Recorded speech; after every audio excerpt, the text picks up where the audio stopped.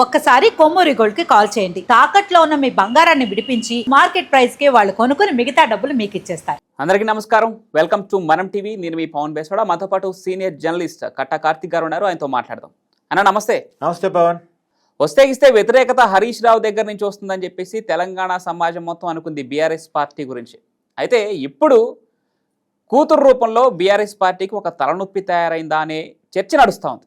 అయితే దీనికి ప్రధాన కారణం ఎమ్మెల్సీ కవిత ఒక లేఖని రాయటం, అది కూడా తన తండ్రి గారికి మాజీ ముఖ్యమంత్రి వర్యులు కేసీఆర్ గారికి లేఖ రాయటం.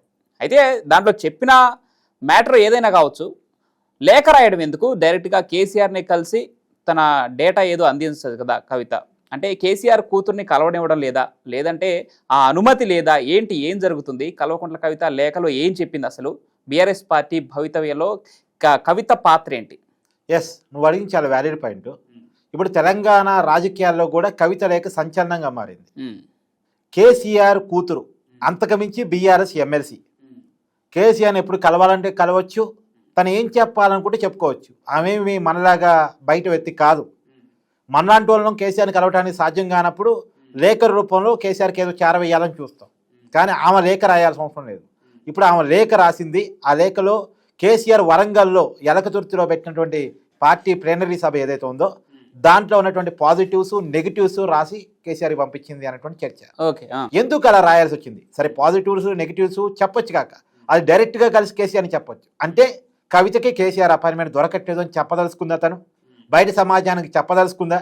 నాకు నా తండ్రి అపాయింట్మెంట్ దొరకట్లేదు, బీఆర్ఎస్ అధినేత అపాయింట్మెంట్ ఒక ఎమ్మెల్సీగా ఉన్న నాకు దొరకట్లేదు అని తెలంగాణ సమాజానికి బీఆర్ఎస్ క్యాడర్కి కవిత చెప్పదలుచుకుందా? అంటే దీంట్లో 2-3 రకాలు ఉంటాయి అబ్బా. ఇప్పుడు కవిత రేపు కొత్త పార్టీ పెట్టాలనుకుందనుకో, ఎందుకు పెట్టబోతుంది అన్నది ప్రజలకి ముందు చెప్పగలాలి. చెప్పాలంటే 2-3 సూచాయలు ఇవ్వాలి ముందు. ఇప్పుడు ఇదొక సూచాయ. చూసారో, నాకు బీఆర్ఎస్లో అవమానం జరుగుతుంది, కేటీఆర్కి పట్టాభిషేకం చేయటం కోసం నాకు అన్యాయం చేస్తున్నారు, కనీసం అపాయింట్మెంట్ ఇవ్వట్లేదు, నా విషయాలు ఎవరు వింటలేదు, నాకు ప్రయారిటీ లేదు అనేది పంపించాలి జనంలోకి, క్యాడర్లోకి పంపించాలి. రేపు అడుగుతారు కదా, నువ్వు ఎందుకు పార్టీ పెట్టావు, నీకేం తక్కువైందని పార్టీ పెట్టావు అంటారు కదా. ఏం తక్కువైంది అనేది ముందు ప్రజలకు చెప్పాలి, చూపించాలి. దానికోసం ఆమె లెటర్ రాసినట్టు నాకు అనిపిస్తుంది. First point. రెండోది, తను వేరే రాజకీయ వ్యవస్థ ద్వారా రాజకీయాల్లోకి వచ్చి, అంటే వాస్తవానికి ఆమె టీఆర్ఎస్, ఇప్పుడు టీఆర్ఎస్ నుంచి డైరెక్ట్గా రాజకీయాల్లోకి రాలే. తెలంగాణ జాగృతి వేదికగా తెలంగాణ ఉద్యమాన్ని నడిపి ఎన్నికల ముందు మాత్రమే అప్పటి టీఆర్ఎస్లో జాయిన్ అయ్యి 2014 ఎన్నికల్లో నిజామాబాద్ ఎంపీగా పోటీ చేసి గెలిచారు. 2019లో నిజామాబాద్ ఎంపీగా ఓడిపోయారు. 2014లో గెలిచారు. అప్పుడు 18లో జరిగిన ఎన్నికల్లో ఓడిపోయారు. కాదు, తర్వాత ఎమ్మెల్సీ పదవి వచ్చింది. కానీ ఆ ప్రయారిటీ ఇవాళ పార్టీలో నాకు లేదు అని చెప్పదలుచుకున్నారు ఆవిడ. మూడోది, కేటీఆర్ వైపు కేసీఆర్ చూపులు ఉన్నాయి, నాకు పార్టీలో అన్యాయం చేస్తున్నారు, కొడుకు న్యాయం చేయడం కోసం కూతురికి అన్యాయం చేస్తున్నారు, ఆడబిడ్డకి అన్యాయం జరుగుతుంది అని చెప్పదలుచుకున్నారు. మూడవ స్టేట్మెంట్. రెండోది, కేసీఆర్లో కూడా నెగిటివ్స్ ఉంటాయి. ఇప్పుడు కేసీఆర్ని పొగట్టడం తప్ప కేటీఆర్ బయటకు వచ్చి నెగిటివ్స్ మాట్లాడతాడా? లేదు. కవిత నెగిటివ్స్ మాట్లాడితే మామూలుగా అయితే హరీష్ రావు నెగిటివ్స్ మాట్లాడతాడా? కానీ ఇప్పుడు నెగిటివ్ పాయింట్స్ని ఎక్స్పోజ్ చేయడం ద్వారా ఏం చెప్పదలుచుకుంది ఆవిడ? ఇప్పుడు ఆమె లేఖ రాయటమే కదా, ఆ లేఖను కొంతమంది బీఆర్ఎస్ సీనియర్ నాయకులకు ఇచ్చింది, సీనియర్ నాయకులు బయట మీడియాకి ఇచ్చారు. అంతేగా బయట మీడియాకి ఎట్లా వస్తుంది? వాళ్ళు లీక్ చేస్తేనే వచ్చేది. కవిత పర్సనల్గా కేసీఆర్కి రాసిన లెటరు బయట మీడియాలో చర్చించబడుతుందంటే ఆ లేఖని ఎవరు లీక్ చేయాలి? అయితే లెటర్ వచ్చిన అందుకున్న కేసీఆర్ అన్నా లీక్ చేయాలి, లేదు లెటర్ రాసిన కవిత అన్నా లీక్ చేయాలి. కేసీఆర్కి అవసరం లేదు, కవితకే అవసరం, కవిత బయటకు లీక్ చేసింది. ఇవన్నీ విషయాలు చూసినప్పుడు ఏమవుతుంది? బీఆర్ఎస్ ముక్కలు కాబోతుందా? కవిత రెండో పార్టీ పెట్టుకోబోతుందా? నిజానికి నువ్వు అన్నట్టు ప్రమాదం హరీష్ రావు నుంచి ఉంటుంది అని అనుకుంటారు సహజంగా కూడా. ఎందుకంటే ఎప్పటి నుంచో ఉంది కేసీఆర్ కుటుంబానికి హరీష్ రావుకి గ్యాప్లు ఉన్నాయని. వాస్తవంలో కూడా కొన్ని ఉన్నాయి. గతంలో వాళ్ళ సొంత పేపర్లో హరీష్ రావు పేరు కొన్నాళ్ళ పాటు రాకపోవటం, ఆ పార్టీలో ప్రయారిటీ ఇవ్వకపోవటం, 2018 ఎన్నికల్లో గెలిచిన తర్వాత మంత్రి పదవి కొన్నాళ్ళ పాటు హోల్డ్ చేయటం, ఇవన్నీ కూడా గతంలో విన్నాం. మొన్న మన ఇక్కడ ఎలకతుర్తిలో జరిగినటువంటి సభలో హరీష్ రావు ఫోటో లేదు ఒక్క ఫ్లెక్సీలో కూడా అని కూడా కొంతమంది జర్నలిస్టులు కూడా దాన్ని ప్రశ్నించడం జరిగింది. ఎస్, కరెక్టే. హరీష్ రావు ఫోటో లేదని టీఆర్ టీవీలో నేను కూడా వీడియో చేశాను. కరెక్టే, నిజం అది. ఆ రోజు హరీష్ రావు ఫోటోలు కానీ ఎలాంటి బ్యానర్లు కానీ పెట్టలేదు, వాస్తవం అది. అయితే ఇలాంటి మామూలుగా హరీష్ రావు నుంచి ప్రమాదం ఉంటుందని అనుకుంటాం. కానీ హరీష్ రావుని కొంత జొజ్జరగొట్టే ప్రయత్నం జరుగుతుంది. ఎందుకంటే మొన్న కేటీఆర్ స్వయంగా వాళ్ళ మిస్సెస్తో కలిసి హరీష్ రావు ఇంటికి 2 రోజులు వెళ్ళినట్టున్నారు. ఒక రోజు పర్సనల్గా వెళ్ళారు, ఒక రోజు ఫ్యామిలీతో కలిసి కూడా వెళ్ళారు.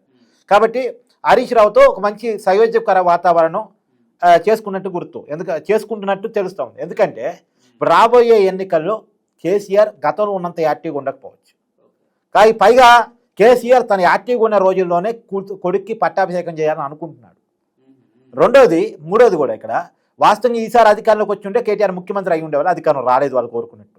వాళ్ళు కోరుకున్న అధికారం కనుక వచ్చి ఉంటే కేటీఆర్ని ఆల్రెడీ ముఖ్యమంత్రి చేసి ఉండేవాళ్ళు. అయితే ఇప్పుడు కేటీఆర్కి ప్రమోషన్ ఇవ్వాలి. నెక్స్ట్ ఎన్నికల్లో బీఆర్ఎస్ గెలిస్తే కేటీఆర్దే బీఆర్ఎస్, కేటీఆర్ఏ ముఖ్యమంత్రి అనేది పోవాలి. అది పోవాలంటే పార్టీ ప్రెసిడెంట్ కేటీఆర్ చేతిలో పెట్టాలి. మరి పార్టీ ప్రెసిడెంట్ కేటీఆర్ చేతిలో పెడితే హరీష్ రావు నా పరిస్థితి ఏందని అడుగుతాడుగా. ఎందుకంటే కేటీఆర్ కంటే సీనియర్ నేను, ఎమ్మెల్యేగా సీనియర్ని, పార్టీలో సీనియర్ని. కేసీఆర్ తెలంగాణ ఉద్యమాన్ని ఎప్పుడు స్టార్ట్ చేశాడో అప్పటి నుంచి ఉన్నవాడిని అంటాడు కదా. మరి హరీష్ రావుకి ఏదో ఒకటి ఇవ్వాలి కాబట్టి ఎల్ఓపి లీడర్ ఆఫ్ అపోజిషన్ ఏదైతే కేసీఆర్ పోస్ట్ ఉందో ఇప్పుడు అసెంబ్లీకి ఆయన రెగ్యులర్గా రావట్లేదు కాబట్టి ఆ పొజిషన్ హరీష్ రావు చేతిలో పెట్టాలి అనుకుంటున్నారు. పార్టీ అధ్యక్ష పదవేమో కేటీఆర్ చేతిలో, ఎల్ఓపి ఏమో హరీష్ రావు చేతిలో పెట్టాలనుకుంటున్నారు. మరి ఈ విషయాలన్నీ మీడియా చర్చిస్తున్నప్పుడు కవిత దాకా రాకుండా ఉంటుంది కదా. ఆమె కూడా పెద్ద లీడర్ కదా, ఆ పార్టీలో రాజకీయ అనుభవం ఉన్న వ్యక్తే కదా. ఒక మాజీ ఎంపీ, ఇప్పుడు ఎమ్మెల్సీగా ఉన్నారు. కేసీఆర్ కూతురు, అంతకుముందు తెలంగాణ జాగృతి లీడర్గా ఉన్నారు. ఆమె కొంత రాజకీయ అవగాహన ఉంటుంది కదా. మరి హరీష్ రావుకో పదవి, కేటీఆర్కో పదవి అంటే నా పరిస్థితి ఏందని కవిత కూడా అడిగింది కదా.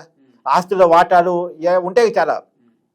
ఇవన్నీ కంప్లీట్ చేసుకోవడం కోసం తన ప్రయారిటీని పార్టీలో పెంచుకునేదానికి, తండ్రితో కూర్చొని బార్గెనింగ్ చేసుకోవడానికి, వీటన్నిటి మధ్య లేదు అంటే నేను కొత్త పార్టీ పెట్టబోతున్నాను అనేటువంటి సంకేతాలు కేసీఆర్కి పంపడానికి, అర్థమయ్యేలా చేయడానికి ఈ లెటర్ రాసినట్టు నాకు అనిపిస్తుంది. అసలు ఇక్కడ అంటే కేసీఆర్ ఫ్యామిలీ మెంబర్స్ అయినటువంటి కవితనే తన ఉనికి కాపాడుకోవడం కోసం ఈ విశ్వ ప్రయత్నాలు చేస్తూ ఉంటాయి. సామాన్య లీడర్ల పరిస్థితి ఏంటి బీఆర్ఎస్లో? అంటే ఇప్పుడు సామాన్య లీడర్లకి ఎక్కువ ఆశలు ఉండవు. పార్టీ అధికారంలోకి వస్తే మాకు పదవులు ఉంటాయని ఉంటుంది. కానీ పార్టీ అధికారం వచ్చినా రాకపోయినా నా ప్రయారిటీ ఏంది, రేపు అధికారంలోకి వస్తే నాకే పదవి చెప్తారు, కేటీఆర్కో పదవి చెప్తున్నారు, హరీష్ రావుకో పదవి చెప్తున్నారు, నా పరిస్థితి ఏంది, నాకు ఆస్తిలో వాటా సంగతి ఏంది, ఎందుకంటే అధికారులు ఉన్నప్పుడు సంపాదించుకున్న ఆస్తిలో నా వాటా పరిస్థితి ఏంది, పార్టీలో నా పొజిషన్ ఏంటి, నా స్థాయి ఏంటి. నెంబర్ 1 కేటీఆర్ అనుకోండి, నెంబర్ 2 హరీష్ రావు అనుకోండి, నేనేంటి నెంబర్ 3నా కాదా? అక్కడ మరొక ప్రశ్న, అంటే ఇప్పుడిప్పుడే కాంగ్రెస్ ప్రభుత్వం మీద ఏదో వ్యతిరేకత వస్తుందని చెప్పేసి తెలంగాణ వ్యాప్తంగా ఒక చర్చ నడుస్తూ ఉంది. ఈ నేపథ్యంలో బీఆర్ఎస్ కొంత బలం చేకూర్చుకునే అవకాశం అయితే ఉంది, ఖచ్చితంగా ఉందని చెప్పుకోవచ్చు. ఇప్పుడు కవిత నుంచి ఇలాంటి వ్యతిరేకత అనే వార్త తెలంగాణ సమాజంలో బలపడితే మరి అది బీఆర్ఎస్కి మరొక తలనొప్పిగా మారే అవకాశం ఎంతవరకు ఉండొచ్చు? నువ్వు బీఆర్ఎస్ వైపు నుంచి చూసినప్పుడు నువ్వు అనుకుంటుంది రైటే, కానీ కవిత వైపు నుంచి చూసినప్పుడు ఇదే సరైన టైం బార్గెనింగ్ చేసుకోవడానికి. ఇప్పుడు పార్టీకి ఆశ జరుగుతుంది, మళ్ళీ మేము అధికారంలోకి వస్తున్న ఆశ వస్తుంది. ఈ టైంలో కవిత డిస్టర్బెన్స్ అవుతే, కవిత ఎదురు తిరిగితే, కవిత వేరే రకంగా మాట్లాడితే, ఎందుకంటే ఇప్పుడు కాంగ్రెస్ వాళ్ళు కేసీఆర్ గురించి ఎంత మాట్లాడినా కాంగ్రెస్ వాళ్ళు కాబట్టి మాట్లాడారు అబ్బా అంటారు, బీజేపీ వాళ్ళు మాట్లాడితే బీజేపీ వాళ్ళు కదా మరి మాట్లాడతారు కదా అంటారు. కానీ కవిత వచ్చి మాట్లాడింది అనుకో, ఇప్పుడు సొంత కూతురే కేసీఆర్ గురించి మాట్లాడుతుంది చూడు, సొంత కూతురే కేటీఆర్ గురించి మాట్లాడుతుంది చూడు, కేటీఆర్ అవినీతి పరాడు అది ఇది అని అంటారు కదా. కాబట్టి ఇదే రైట్ టైం. వాళ్ళు ఆశ వస్తుంది కాబట్టి మళ్ళీ అధికారం వైపు, మళ్ళీ ఆశ వస్తుంది కాబట్టి బీఆర్ఎస్ పార్టీ వేస్తుంది కాబట్టి ఇది రైట్ టైం తన గురించి తను బార్గెనింగ్ చేసుకోవడానికి, తన పొజిషన్ గురించి తన గురించి బార్గెనింగ్ చేసుకోవడానికి ఇది రైట్ టైం. ఇప్పుడు కాకపోతే ఇంకెప్పుడు. అయితే గతంలో గెలిచిన నియోజకవర్గంలోనే గెలవలేని పరిస్థితి కవిత మొన్న, కానీ మరి అంత అంటే ప్రత్యేకంగా పార్టీ పెట్టి గెలిచే అంత క్యాడర్ సంపాదించుకుందా తన సొంతంగా? అంటే ఇప్పుడు మీకు షర్మిల ఐడియా ఉంది కదా, జగన్మోహన్ రెడ్డికి వ్యతిరేకంగా తిరుగుబాటు చేసింది, తను గెలవలేకపోయింది వాస్తవం అది, తన పార్టీని కూడా నిలబెట్టుకోలేకపోయింది వాస్తవం అది. కానీ ఆ తెలంగాణ రాజకీయాల్లో కేసీఆర్కి ఇబ్బంది కలిగించింది, ఆంధ్ర రాజకీయాల్లో జగన్కి ఇబ్బంది కలిగించింది. ఓకే, అలానే రేపు కవిత కూడా తను గెలవచ్చు గెలవకపోవచ్చు, కానీ కేసీఆర్కి కేటీఆర్ లైఫ్కి ఇబ్బంది కలిగిస్తుంది. సో ఇప్పుడు కేసీఆర్ కేటీఆర్ కోరుకునేది కవిత గెలిచిద్దా లేదా పక్కన పెట్టు, వాళ్ళు బీఆర్ఎస్కి ఇబ్బంది జరగకూడదని కోరుకుంటారు కదా. బీఆర్ఎస్కి ఇబ్బంది జరగకూడదని కోరుకుంటే కవితను కూర్చోబెట్టి మాట్లాడాలనుకుంటారుగా. మాట్లాడుకునే క్రమంలో ఆమె ఇబ్బందులు ఏంటి, ఆమె ఏం కోరుకుంటుంది, దాంట్లో ఏం తీర్చగలం ఏం తీర్చలేము అనేది చర్చకు వస్తుంది కదా. కాబట్టి కవిత కోరుకుంటుంది ఏంటంటే ఇప్పుడు నేను రేపు గెలుస్తున్నా లేదా, నేను పార్టీ పెడితే నా పార్టీ నిలబడిద్దా లేదా పక్కన పెడితే, ఒకటి ఇది నేను కేసీఆర్తో కేటీఆర్తో తేల్చుకోవాల్సిన సమయం, కాబట్టి తేల్చుకోవాలంటే కొంత ఎదురు తిరిగినట్టే ఉండాలి అనేటువంటిది ఆమె ఆలోచిస్తున్నట్టు తెలుస్తా ఉంది. సార్ మీరు చెప్పినట్టు ఇదే కరెక్ట్ టైం అని చెప్పేసి కవిత తన డిమాండ్ని కేసీఆర్ ముందు ఉంచదలుచుకుంటే, మీరు చెప్పినట్టు ప్రెసిడెంట్ పదవి కేటీఆర్ లేదంటే ముఖ్యమంత్రి కేటీఆర్, ఇన్ కేసు బీఆర్ఎస్ అధికారంలోకి వస్తే ఎల్ఓపి హరీష్ రావు, మరి కవితకి ఏంటి ఏం పోస్ట్ ఉండొచ్చు? అంటే అధికారంలోకి వస్తే హరీష్ రావు మంత్రిగా ఉంటారు, కేటీఆర్ ఓకే, ముఖ్యమంత్రిగా అదే ఉంటారు. అదే. అధికారం రాలేదు, ఇప్పుడు అధికారం లేదు కాబట్టి కేటీఆర్ ప్రెసిడెంట్ గా ఉంటారు, హరీష్ రావు ఎల్ఓపిగా ఉంటారు.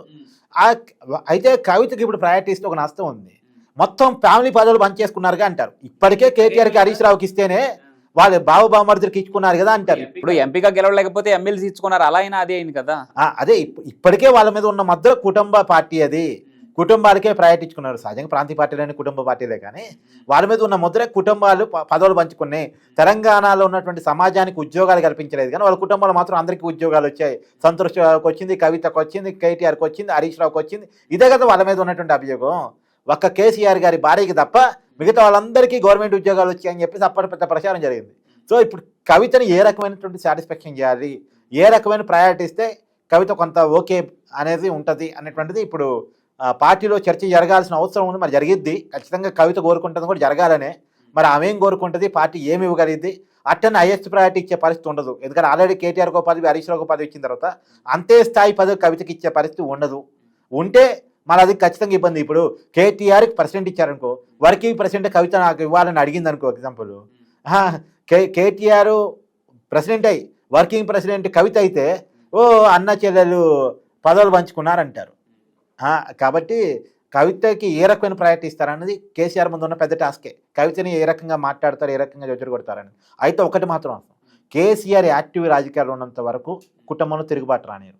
కాకపోతే కేసీఆర్ ఎప్పుడైతే కొంత ఇన్యాక్టివ్ అవుతారో అప్పుడు మళ్ళీ కుటుంబంలో ఇబ్బందులు వచ్చే అవకాశం ఉంటుంది. ఆ ఇబ్బందులు రాకుండా ముందుగానే జాగ్రత్తలు పాటించాలని కేసీఆర్ కూడా అనుకుంటున్నాడు. కాబట్టి ఇది తన గురించి తను బార్గెన్ చేసుకోవడానికి రైట్ టైం అని కవిత భావిస్తున్నాడని నాకు అర్థమవుతుంది.